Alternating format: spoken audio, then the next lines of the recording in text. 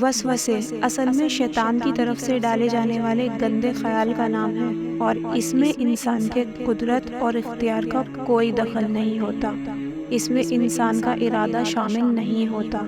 اور دوسری بات، وسوسے اسے آئیں گے جس کے دل میں ایمان موجود ہو، مطلب وسوسے آنا ایک مسلمان کے لیے ایمان کی علامت ہے۔ تو وسوسوں کا علاج یہ ہے کہ نہ ان کو دماغ میں آنے دے، نہ نکالنے کی کوشش کریں۔ اس کو جتنا لفٹ کرائیں گے اور وسوسے آئیں گے، یا جتنا روکیں گے اور بھی زیادہ وسوسے آئیں گے۔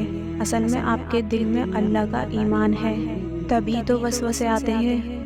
اور یہ جو آپ کو ٹینشن اور پریشانی ہے وسوسوں کی، یہ آپ کا ایمان ہے کہ آپ خود نہیں چاہتے کہ آپ کو برے خیال اور برے وسوسے آئیں، لیکن انسان کے بس میں نہیں، یہ شیطان کا کام ہے۔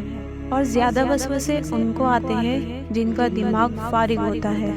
خود کو دین میں مصروف رکھنے کی کوشش کریں، نیک لوگوں کی صحبت میں رہیں، 5 وقت نماز پڑھیں، نیک اعمال کا ارتکاب کریں، گناہوں سے دور رہنے کی کوشش کریں، اور روزانہ کوشش کریں قرآن ترجمے کے ساتھ پڑھنے کی، تفسیر کے ساتھ پڑھنے کی۔